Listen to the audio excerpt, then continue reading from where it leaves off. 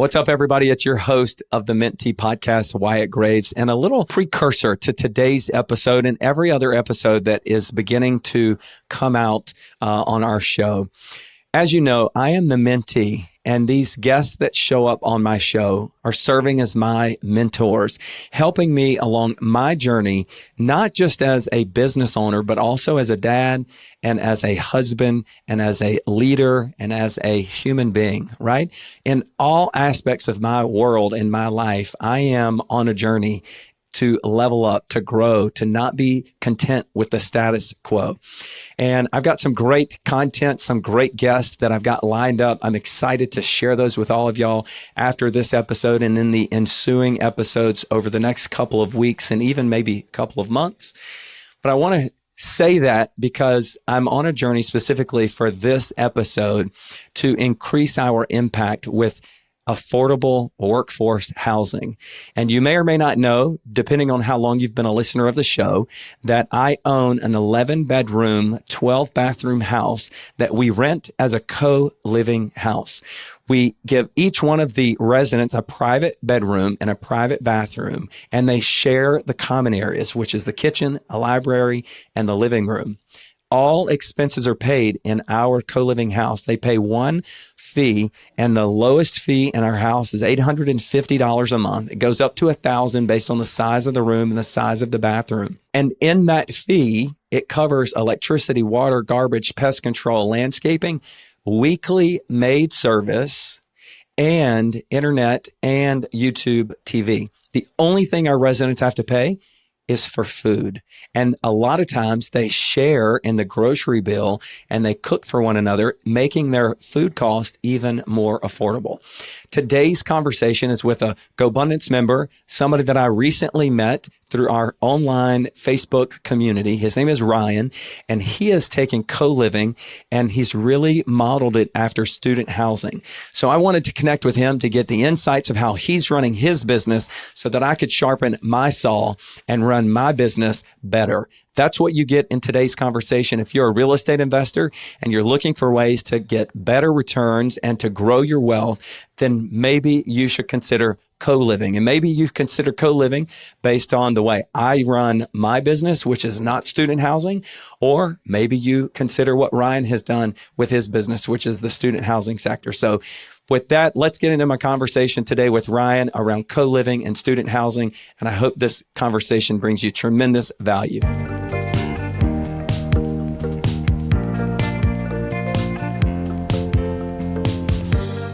So Ryan, thanks for coming on the show today, man. I'm so grateful for GoBundance and the people that it introduces me to. I saw that you made a post inside of our Facebook group wanting to give help or advice to anybody that was in the student housing or co-living space. And so I raised my hand. I missed the call that you had with a bunch of other GoBros. And so you agreed to come on and let's have this conversation in front of everybody else on the show. So I'm really grateful for that. So thank you. And I'm looking forward to what we're going to talk about today. Sure, of course, Wyatt. Anytime. So Ryan, you gave a little background in the GoBundance feed about who you are and what you're doing. So for the listeners today, would you bring us up to speed on how you got into the space and what space you're in and the extent of which you're in that space, please? Sure. So I graduated in 2016 as a pharmacist, and I started buying, or 2015 actually, I started buying student rentals because I saw my buddy doing it in college, and he was living for free, also making cash flow on his property. And I just wanted to get started right away because it looked like a very interesting way to get into real estate. And basically, I just bought near my alma mater college where I went to pharmacy school, and I rented out my house to like pharmacy students. My school also had like dental students, PT, a lot of like business major programs, law programs. So I was like, oh, this kind of makes sense. And a lot of the students that I'm bringing in are professionals. And they're not there to like throw a wild frat party and trash the house and all of that. They're really focused on getting that. A lot of them were graduate students. So they were focused on getting their graduate degree or their doctorate degree. And so, you know, the first one I rented out by the bedroom. I think back then it was like I don't know, 650 a month per bedroom or something like that. Nowadays it's like 730 per month or so. And then I just kind of bought one a year. And I figured that if I can get each house to 6 bedrooms and each one is making like 700 a month per bedroom, that's like $4,200 a month for each property. So I continued to do that for almost a decade now. So I've been in it for about 9 years. And I have 14 student rentals, and they make about $600,000 a year in gross revenue.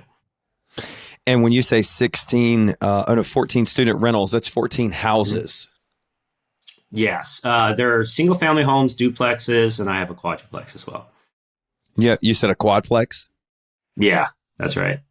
And you've got 6 bedrooms in most of those units? Yeah, I would say like duplexes, I might have 5 per side, but yeah, generally 5 or 6.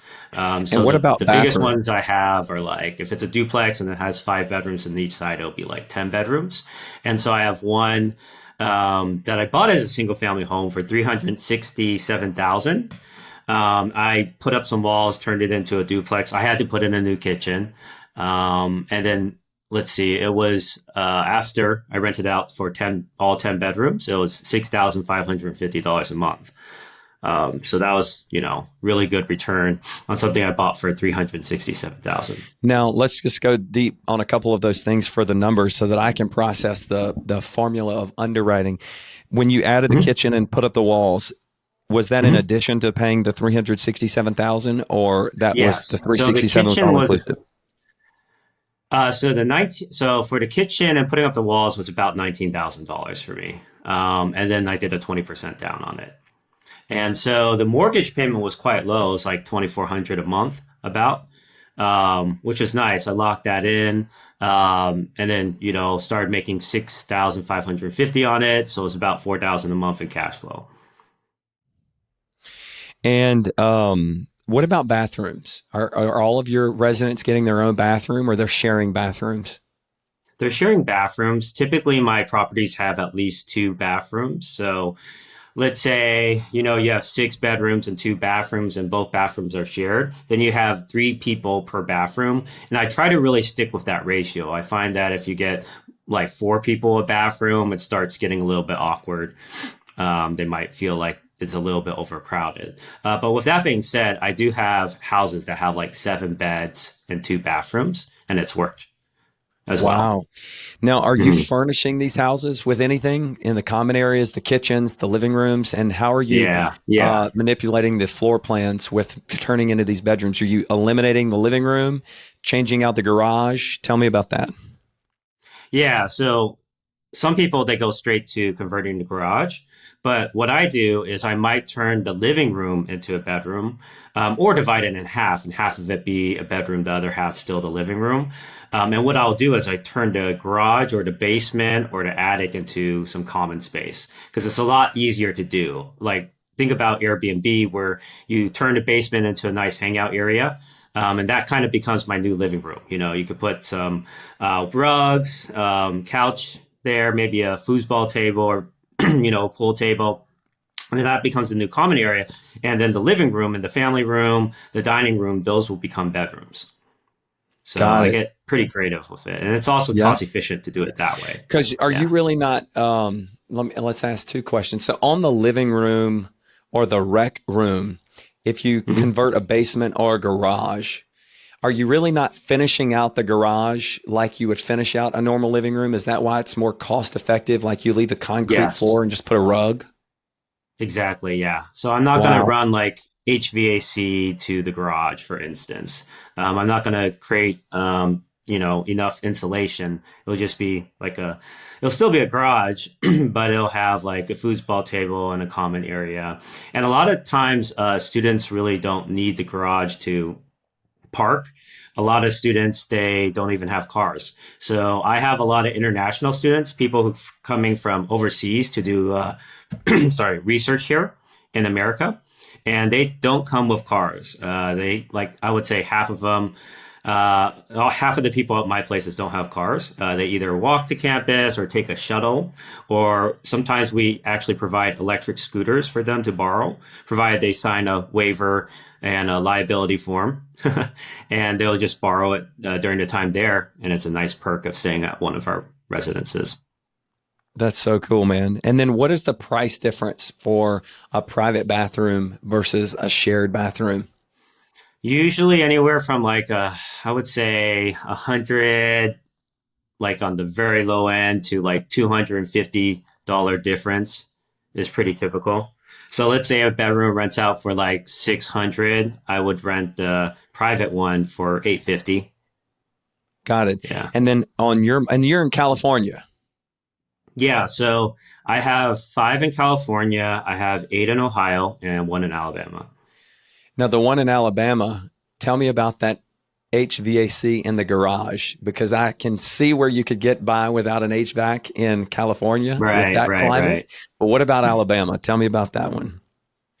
Yeah, so you don't necessarily have to make the whole living room into a bedroom. A lot of times I just divide it in half. So they still have living room common space, but I'm just, a lot of times I'm expanding maybe the garage common space in case they want it. A lot of students don't need it because they usually hang out in their bedrooms anyways. So, they'll watch or stream movies in their bedrooms or hang out in their bedrooms. They don't necessarily use the common space as much.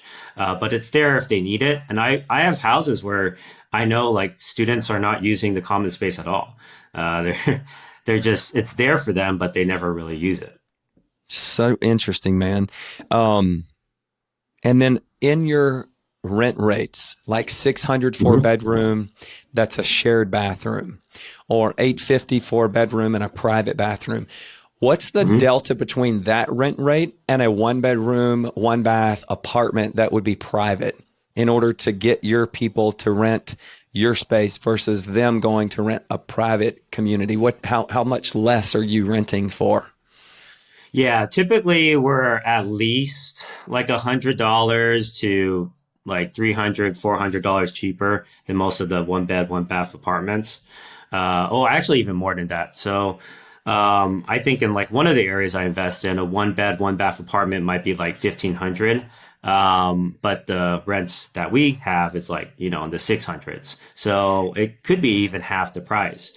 Most times too, we're like basically competing against on-campus housing, but not really, because on-campus charges like 1,200, plus they require you to purchase a meal plan, and usually you have like a roommate, versus we have you have your own private room, you have a lot more space, you have the whole house, you can stay with like 5 of your other friends, and take the whole house to yourselves, and just have that privacy, and be able to hang out.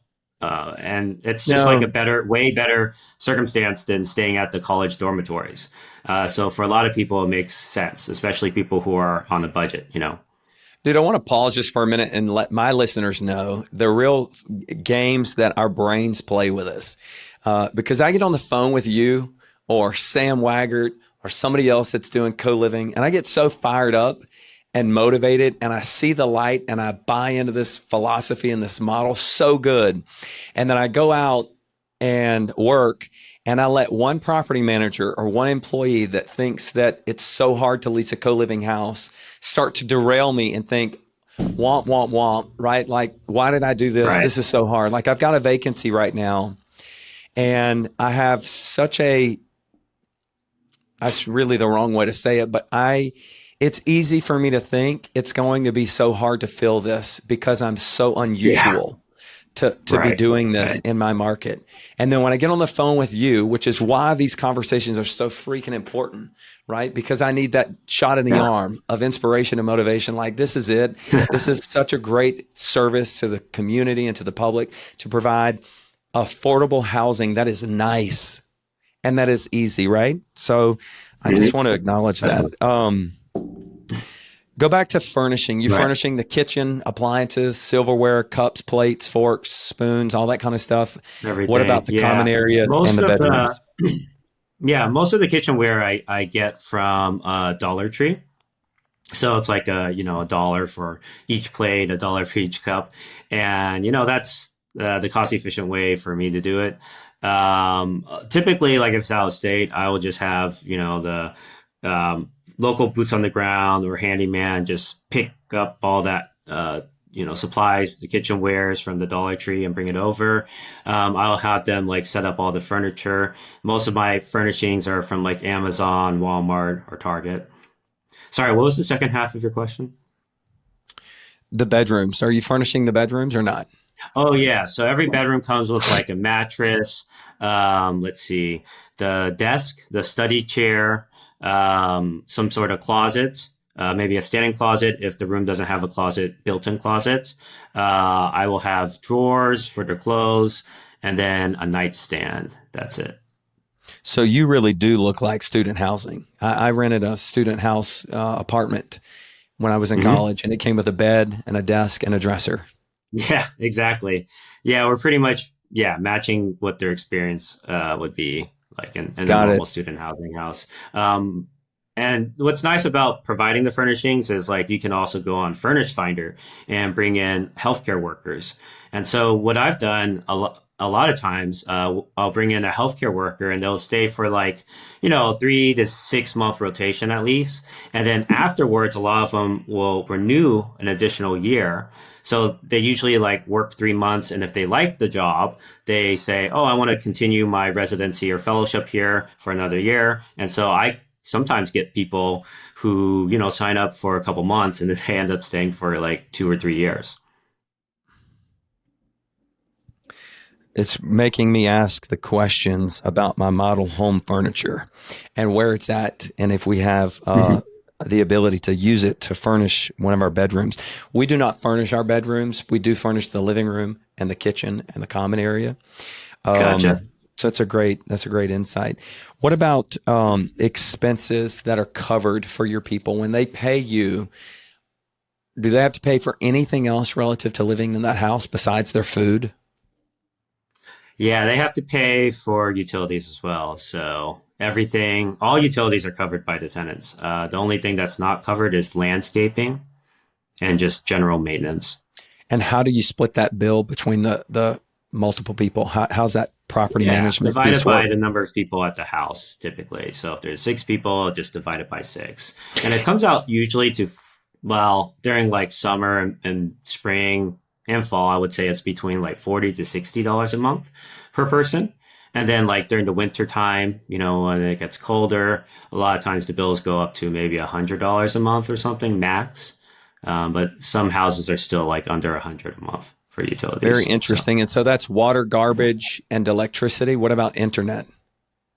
sewage, water, garbage, internet, electricity, gas. Mhm. And are all those utility companies sending a bill to your main office to a virtual assistant, and then they're billing and divvying it up to bill the residents? Exactly. Yeah. So I have a bookkeeper. He has access to all the utilities. He will download each of the bills. He will split it by six, send it to all the tenants along with the bill attachment. And then the tenants just pay it with the following month rent. So usually the bills might come out, between the 15th and the 20th. They'll send it out, on the 21st. I mean, that's our SOP at least. And then the students are supposed to pay it by the 5th of the following month because we have a 5 day grace period. And And you're then, paying it by the 6th, we check if they did or not. and you're paying it direct to the utility company, and they're paying you back. Yes, that's correct. Yeah, But I do sometimes have, like, let's say it's a group of students, they're all friends and they trust each other. Then one person will pay the utility bill and then they charge back their friends. got And it. sometimes that happens. I'll have like a group of 6 people who take the place for like 2 years. And, they feel like they just want to have the utilities under their name, and that's fine. Now, what about maid service, house cleaning? Are you providing any of that? I do it once a year. I've been exploring doing it quarterly. I don't think it's 100% necessary to do it quarterly. A lot of times I kind of just have my boots on the ground, talk it over with them if they're not respecting each other's, cleanliness. I would say the biggest issue might be the kitchen sink. If they put the dishes in the kitchen sink and they're still dirty, it causes a lot of conflict. And that's like the number one cause of conflict, hands down. So I know Stan Weckert, he puts a camera towards the sink and then he charges them if he finds out who did it. But a lot of times I just counsel them, hey, just put it, because every house has a dishwasher for me. So I tell them, put it in the dishwasher right away, so it's not just left out in the open like that. And then someone can start a load when it gets full. And then if it doesn't happen, basically we kind of force them to have a housemate discussion. We're like, hey, everyone meet on this day. And then what I have is kind of like a house mom, and she kind of goes through all of the rentals, right? She handles all of them, and she will have a housemate discussion with them. Hey, who's going to do this? Who's going to do that? Because we need to make sure that the house remains sanitary for everyone, because, one, it's a health issue, but two, it can attract pests and all of that. Now, if they don't do it after that, what we do is we will hire the cleaners and send them the bill, and they'll be just charged evenly among all of them. Hey guys, if you've been a listener of my show for any length of time, you know that I attribute a lot of my growth to learning from the guys inside of GoBundance. If you think that GoBundance is a tribe that you might be interested in joining, then reach out to me. Go to WyattGraves.com, connect with me. I'll reach out personally with you and answer any questions about GoBundance to see if it's the right fit for you. Now, tell me about your staff. Tell me about your team. Your in-house property management? So I think for student housing, the best way to do this is to there's like two main branches. There's the marketing piece, because, you will have more students. You might do a little bit more marketing. For example, I have 90 students. And so, I have a pretty robust marketing system. A lot of it is automated, but I do have VAs that follow up, call the people who apply and walk them through, get them set up with tours and coordinate all of that. And then you have the management side, which requires you to have somebody kind of local boots on the ground to oversee the properties. And the reason why I do it this way, where I have a VA system for the marketing, and I have a local management system for the, managing the properties, getting in handyman, getting in contractors to maintain the property, and then also helping with the tours, is because I find that I don't have to pay that 8 to 12% fee that some property managers would ask for. And I basically, for the boots on the ground management, I pay them on a per case basis. So if they do a tour, they get like $35. If they go through the house, run the house checklist to spot any, damages, anything concerning at the house, I might pay them like $65 per occurrence. And I might do that quarterly. And so it's a lot cheaper, and it's not taking as much of the property manager's time. A lot of property management is, the most intensive use of time would be the marketing piece. So if we take that away and all they do is tours, helping with move-in, move-outs, occasionally cleaning the property potentially, then they can just charge on a per cases basis. It's a lot cheaper to do it that way and better. And are they honestly. 1099? Like, are these real estate agents that do this on the side, or do you have your houses clustered where you've got one person that's fully dedicated their time to you? What's that employment agreement look like? Yeah, so everyone's on a 1099. Well, except for the people in the Philippines, the virtual assistants in the Philippines for the marketing. But yeah, so we have like a full-time VA in the Philippines that works 40 hours a week. And it's, we recently gave him a huge raise. He started out at $7 an hour, and then now he's at $10 an hour. And then and he's full-time. And then the boots on the ground, 1099, we might pay him anywhere from for all of our 8 properties in Ohio, for example, maybe anywhere between $500 to $2,500 a month, but that's for all 8 properties. So yeah, it just depends on the month because maintenance comes up sporadically, right?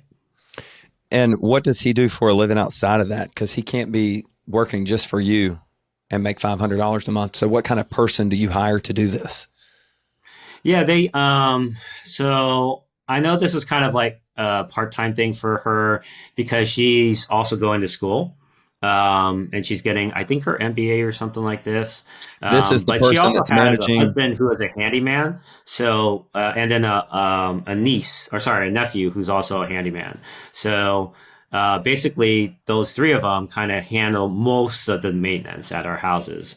So that 2,500 a month could, usually includes maintenance too. So like material costs. But yeah, that's she kind of does it part time, and her husband does a full time. I think he does a full time or 30-hour a week job or something. So that Got this it. is kind of like their side hustle thing. Yeah. Got it. Now, when you reference the house mom that would have to organize the meeting to say, hey, we've got some issues that we need to work out, is that a corporate Mhm. staff or that's the same person? Same person. Yeah. Same She's the person. mediator, basically. Okay. House And so you have mom, that person. mediator. So you have that person for Ohio. What do you have for Mhm. California?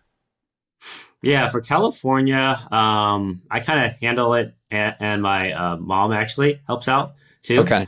So me and her. She's like my mom's kind of like the house mom as well for the California Got it. properties. So going Mhm. back to the automation of the virtual assistants for the marketing and things like that, tell me how you're marketing, how you're filling your spots, what that automation looks like. Yeah, so I do run like a script and Google App scripts. So it's just a couple paragraphs of code. And what it'll do is it'll respond to anyone who applied through Realtor.com, Apartments.com, Rent.com, etc. Because we hook it up to recognize leads that come in through the software called Avail. And what Avail does, Avail, it posts your ad on like 13 different or 15 different housing sites. And it sends you leads through your inbox in email, and it's free. Um, and so what happens is those leads come in, and then the autoresponder runs every 5 minutes. So it will respond to everyone within those 5 minutes. So it'll respond at like 3:30 a.m. When you're asleep, right? And that has helped out a ton. It's definitely helped capture a ton of apartments.com leads, for example. And then we do have the VA who handles the other leads. So like Zillow, you have messages through Zillow. And what they do is there's a templated message, and then they just literally click on the templated message, click send, and that's it, right? And then finally, of course, once people apply for the house, they fill out the application. Even before that, sometimes once we confirm that they're a student or they're a professional, then that's when we offer tours pretty much right away. Because usually somebody who tours the property, they know from that whether they want it or not. They kind of have that certainty after that tour. So I'll have people who tour the place, and maybe like 3 weeks go by and they just ghost us or don't contact us. And then all of a sudden they contact us and say, hey, that property I saw 3 weeks ago, I'd love to book a room there. I know I want it. I'm ready to go ahead and sign a lease. So we pretty much offer tours to everyone as long as they are a student or a healthcare professional, and then go from there. We used to require them to fill out the Google application form. We have a Google form that they use. And then we also required them to send proof of income. But nowadays we're, going straight to the tour.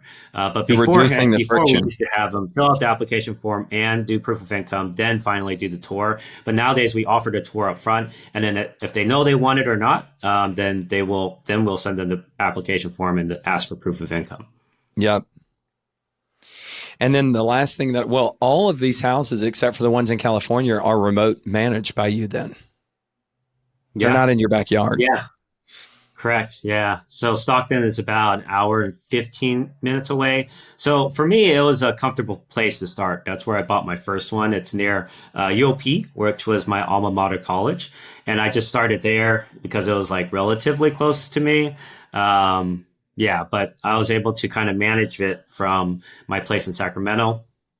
And then I decided to go out of the state. And that's when I hired on the virtual assistant staff. Again, he's 40 hours a week, $7 an hour for 40 hours a week. I think that turns out to be about 1,200 or 1,300 a month, I believe. And so that's where it started. And then we hired on another half-time staff that works 20 hours a week. That's also a virtual assistant. And she's being paid $7 an hour, so that's like 600 a month or so. And then, they combined, they do all the marketing for us. And then, I have the boots on the ground person who's kind of like the house mom who, I use for all the like maintenance type stuff. Awesome. So I want to go back to asking about numbers. Okay. So the house that you sold, well, you gave a total of about $600,000. That's $600,000 a year in gross rents that you're receiving. Mm-hmm. After Correct. you pay your expenses, overhead, and mortgages, what are you netting? So not necessarily net Yeah. income, So, because net income would sure. be higher than, you don't subtract debt from net income. But to compare this to long-term rental, traditional rental, non-student housing, trying to get that some kind of understanding around that. Like, Yeah. why Yeah, mess definitely. with co-living? Why mess with student living? Why do the extra hurdle? That's what I want to try to get to. Sure. Sure. Yeah. So, the net in at least the Ohio market is 11,000 a month. And in California, it's 8,000. So, yeah, it's a really good return And that's over after time. debt. Yeah, that's after all the debt and all the Got it. expenses like maintenance and stuff. Yep, yep. And then let's talk I about the do have finance. higher debt in Ohio because I took on some family financing. So I think I have like maybe 3,000 a month for that in the family finance debt. That's what I wanted to talk about. How are you financing all of these houses? What kind of Yeah, loans are most of you it getting? actually at the very beginning, all the ones I bought in California.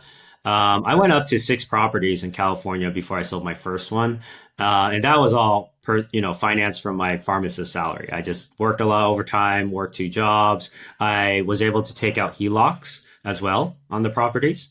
And that's what allowed me to scale to like 6 properties over the very first 6 years I've been doing this. And then I sold my first one and started buying a bunch in Ohio, along with some, family financing. I think I have maybe like 275,000 or so of family financing So for the let's talk Ohio about the ones. terms though. On a traditional loan, not family Mhm. financing, you getting a 30-year DSCR loan or 3.5% down, 20% down? What's the terms of those loans look like? Yeah, most of it is 20% down conventional before I ran out. So once you hit 10 properties, you run out, right? So then that's when I started doing the DSCR loans, correct? And DSCR loans at the time were about maybe 1% higher, 0.5 to 1% higher than conventional loans. But eventually you have to go to DSCR. One thing you could do if you're married is you can put 10 under your name and then 10 under your spouse's. So you can technically get up to 20 under Right. conventional financing if you wanted to. And then for the financing that you have with your family, is that interest only payments? Is that principal and interest amortized Correct. over a certain amount of time? Tell me about that. No, it's just interest only 12%, and then it's like a 5 or 7 year loan term. So at the end of the 5 or 7 years, or year before that or so, I asked them, "Hey, do you want to renew another 5 years or 7 years?" And if they say yes, then they continue to receive that 12% interest. They say no, then we have $50,000 we'll pay back per person. And is it your goal to refinance the house to pay them off within that balloon period? Yeah, yeah, definitely. So, the idea is, yeah, to refinance it. But here's the thing: most of the people that I'm getting loans from, I already asked them. They have no plans to really get the original principal back. They rather live off of that 12% interest. Gotcha. And you did that in $50,000 increments? Yeah, 50,000. I think the highest somebody's lent us is 100,000. Got it. Dude, this has been great. What questions have I not asked you that you think people considering co-living or student housing should be asking before they take the plunge? Um, I guess one thing that I notice for people who are successful in student housing, they're really resilient. So, something happens, maybe they have to repipe the property or whatever. I've seen like some people quit from that and they're like, this is not for me. So it's But not that student passive is housing what is, you're saying. yeah, well, yeah, you got to have the systems in the team, right? So a lot of it is building up like after you get to maybe your fourth property or so, you really have to have like you should have some sort of team, right? 4 or 5 properties, I would say. And it's so important to have either somebody like a house mom that you pay on a per cases basis, um, or you do it yourself, or you have virtual assistants. So it's yeah, I would say that's kind of the one of the things that I realized after like 5 or 6 properties that, hey, I really should start building up the back end of the business. But when you buy the first 3 or 4 again, you could handle it on your own if you wanted to. Like for me, I got up to 5 properties while working full time as my pharmacist in my pharmacist position. So you could. It's up to you how you want to do it. But I've seen so many people like quit because they're like, oh, it's not working out. It's too much work for me, or, maybe something happens usually. And what happens is I think you kind of have to get through the pain, right? At first, you can't grow without going through pains, right? And Sure. obviously there's going to be pain along the way because there's a lot of things that come up just in general, and it's kind of inevitable. And every time you get through that pain, you'll grow a little bit more, and it'll become a lot easier for you. So something that might take you originally like 3 or 4 hours to resolve will take you like 20 minutes, or 15 Yeah. minutes. I love that, man. Dude, this is great. One of the things that makes me think of, and I want to put this out to the universe so that I can begin to attract the right person. I have such a high desire to serve people. And what I mean by serving people, I mean by helping them learn things and options that they may not know exist, right? And so when we're talking with residents and they're applying for an applicant, they're submitting an application to live with us, right? We might notice that they have a car note that's $600 a month that we could easily get them another car for $350 a month. Or we might notice they have insurance rates at $250 a month that we could get them $199 a month, right? And so if they got a new car and a new insurance, we could save them another $300 a month, right? Or that they're being underpaid in their job because we see so many applications and we know what people make across different work environments, right? We could say, hey, I could get you another $2 an hour if you deserve more than what you're getting, right? Sure. And then to navigate those inner house conflicts, right? With the cleaning service or the air conditioner thermostat not being adjusted the right way and things of that nature. Mm-hmm.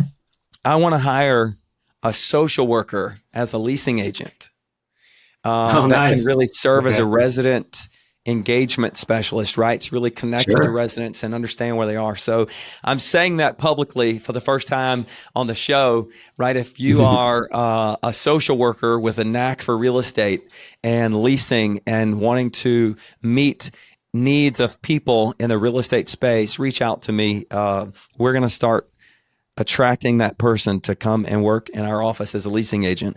But that's great insight. Anything else, Ryan, that people should know who are considering co-living, or that I might know in terms of scaling my business with co-living? You've not built a house from scratch, right? You've just bought existing houses. So, I mean, I've taken a house down to the stubs, and I did a flip, but that was a flip.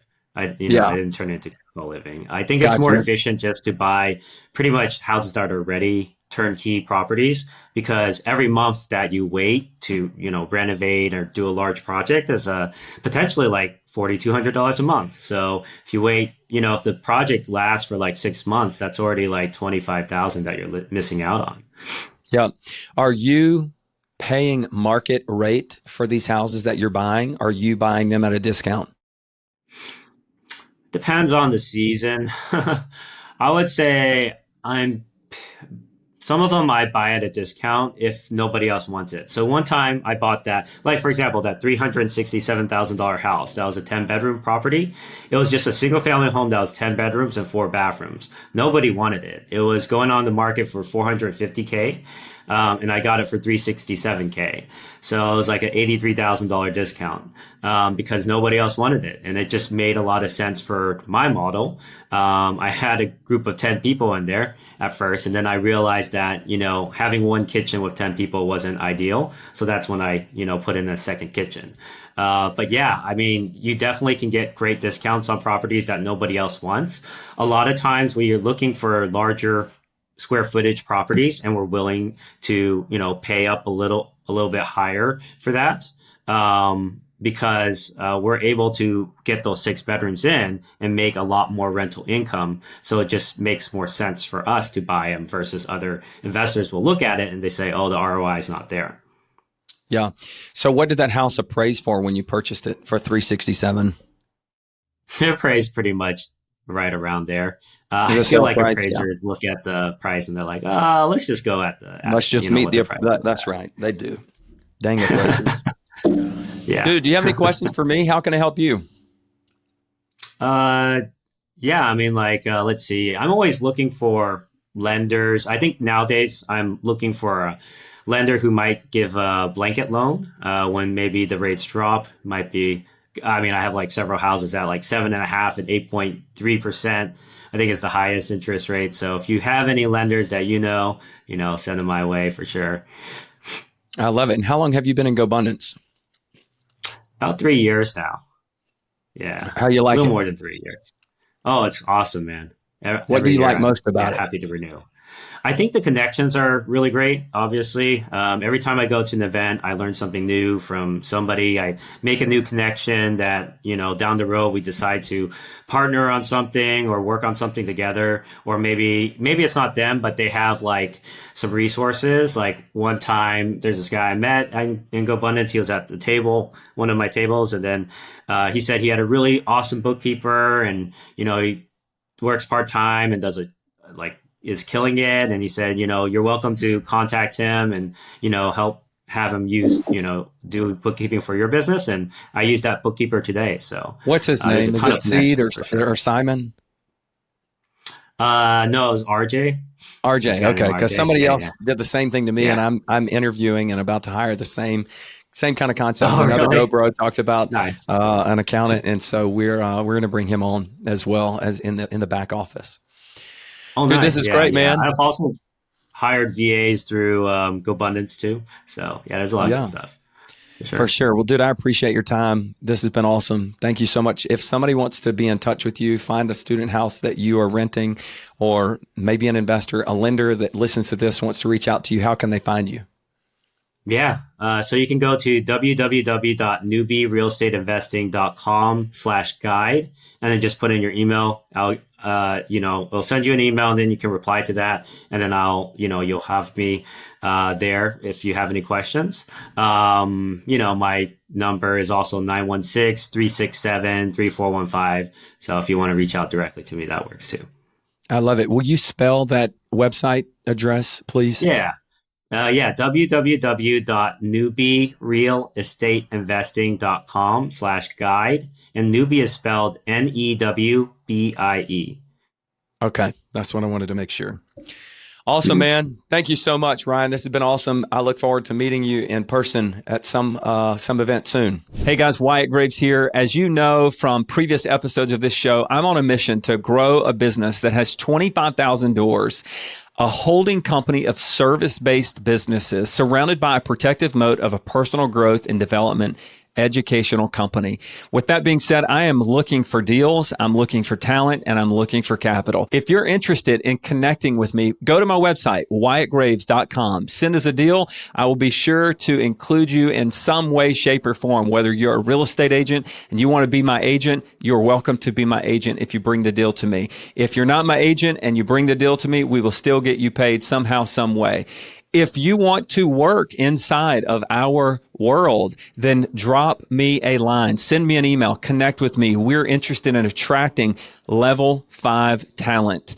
And then finally, if you are an investor and want to invest your money, not only to get double-digit returns, but also to have real impact inside of the communities as we raise up the level of good life living throughout our properties with our residents, with our employees, with our communities, then I want to connect with you. Go to WyattGraves.com and fill out the contact information, and I will personally be in touch with you so that we can figure out how we can shake the trees together and win together. WyattGraves.com.